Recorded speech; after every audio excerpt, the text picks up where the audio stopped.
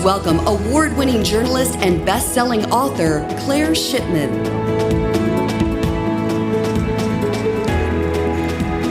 Hello.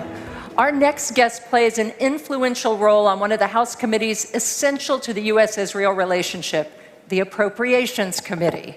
She has established herself as an outspoken leader on issues important to the pro-Israel community and was actually one of the first Democratic members of Congress to announce her opposition to the 2015 Iran nuclear deal. Ladies and gentlemen, please join me in welcoming Congresswoman Grace Meng.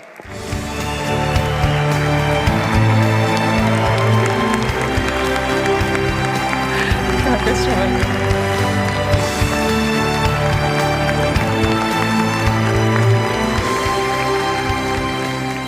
Congresswoman Meng, thank you for being here. Thanks for having me, everyone.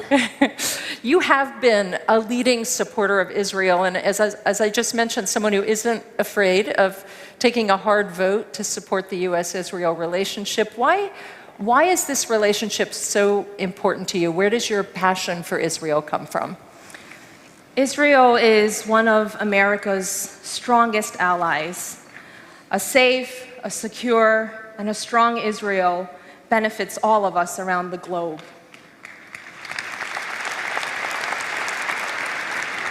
I am proud to represent a district in Queens, New York. I'm sure we have some New Yorkers here, yes?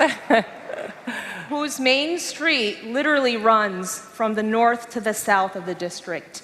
On one end is a predominantly Asian American community, and other end in Kew Garden Hills is a predominantly Jewish community. And every day we live side by side, work side by side, and I'm proud to represent this beautiful and diverse district. You can clap for Queens.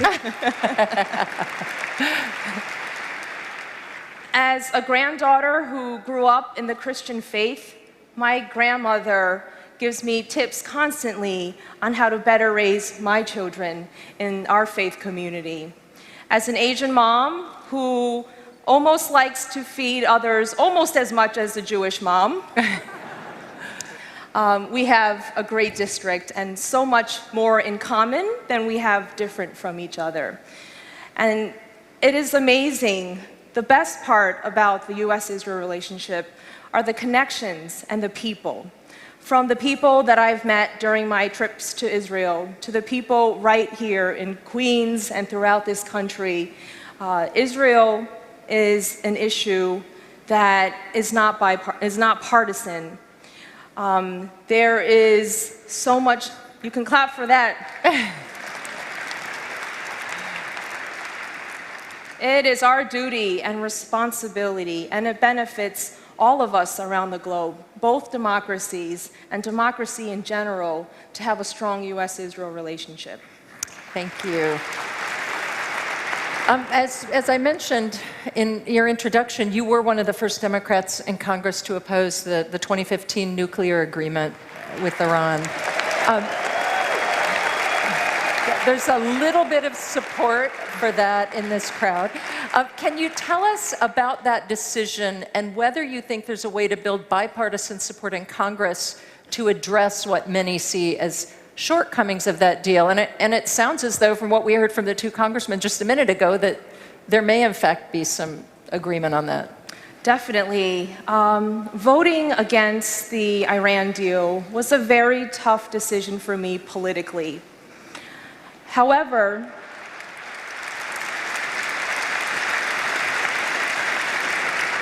I knew in my heart of hearts that it was the right decision to make. I knew it was the decision that I had to make in order for me to sleep well at night.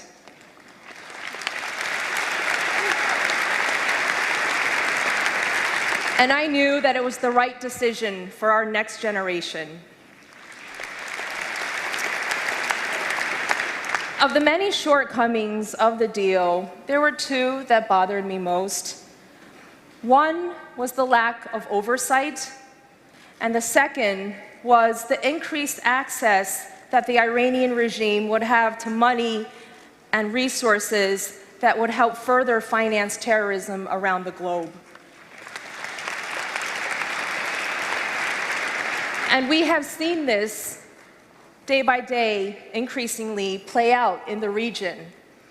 I've worked on legislation in a bipartisan way that passed in the House to ensure better monitoring of Iranian ports so that we could better see who and what was going through these ports.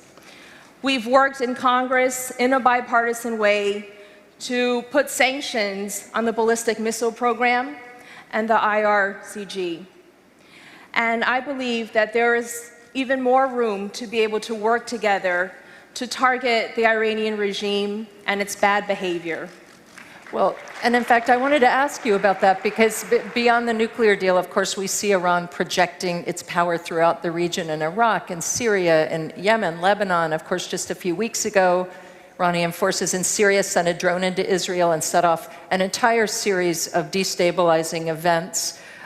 Earlier today, Admiral Stavridis said to me he thinks that Iran and the way we deal with it really has to be the premier foreign policy challenge that we have right now in the Middle East. How do you think the US and Israel can work together to confront the Iranian threat and to be sure Israel has the support it needs to deal with the threats?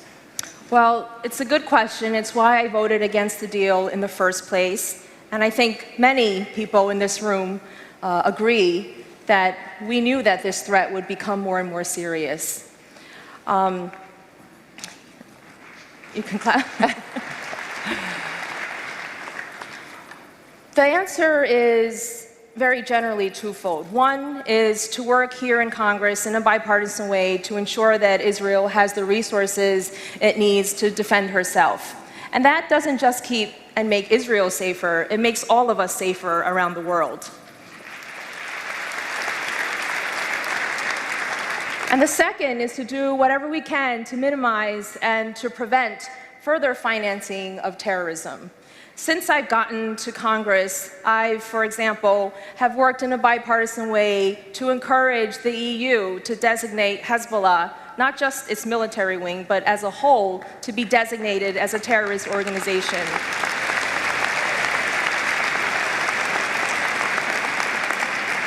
We've also worked in a bipartisan way to do what we can to dismantle the logistical and the financial networks of Hezbollah and make it harder for them to carry out their nefarious activities.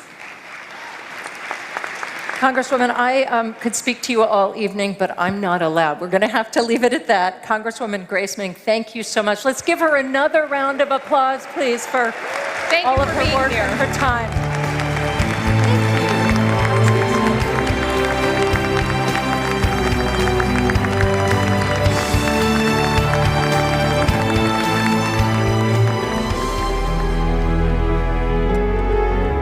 When I was 14 and Ronnie was 14, Ronnie would come to the States and spend a month with us, and I would go to Israel for a month and live on Kibbutz Dagani Bet with them and experienced life as an Israeli teenager. Over this summer, he and I became best friends. I remember leaving for home, being on this little bus, driving out to the El Al 747, sitting there on the tarmac, and the Mogen David that was painted on the tail was illuminated, and something clicked in me. And I remember just thinking, I am in love with this place, and coming home from that began a lifelong commitment to Zionism and the US-Israel relationship. During my time in Israel with Ronnie and spending time with Israeli teenagers, they talked about going in the army.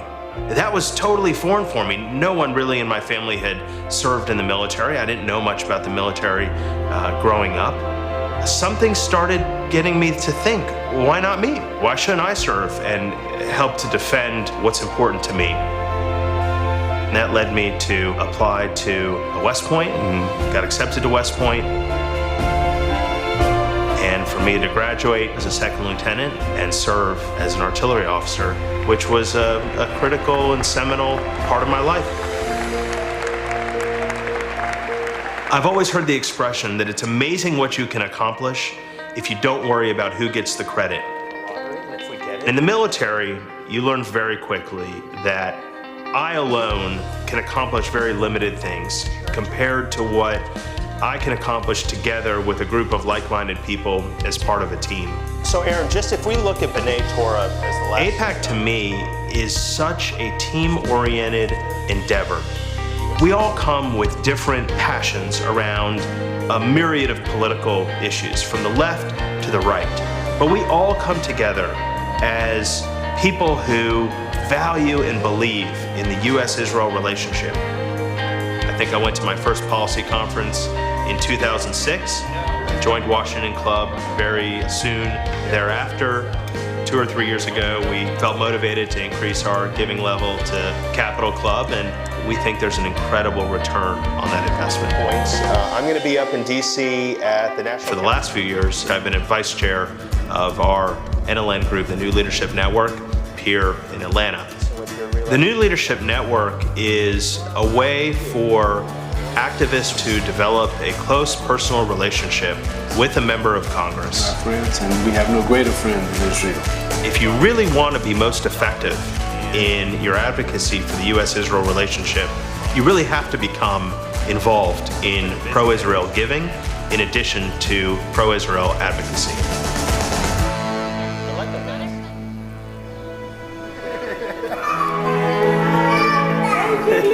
How are you? It's all baby. He didn't stop for anything. When we asked Eli, our middle child, what he wanted to do to celebrate his bar mitzvah, without hesitation, his first response was, I want to recite my Torah portion in Israel. And not only watching Eli read from the Torah, but celebrating with our friend Ronnie and his family is something I'll never forget. It's very personal for me. Their future is at stake. And while it's a thriving, bright future, there are threats. There are real threats, serious threats. And we have a chance to do something about it. And here I am. I'm part of this greatest political experiment in the history of the world, the United States of America. And this great state of Israel, I actually have a voice in policies that matter to both of them. And when I think about that, I think that there's nothing more important that I can be doing. Ladies and gentlemen, AIPAC activist Billy Medoff.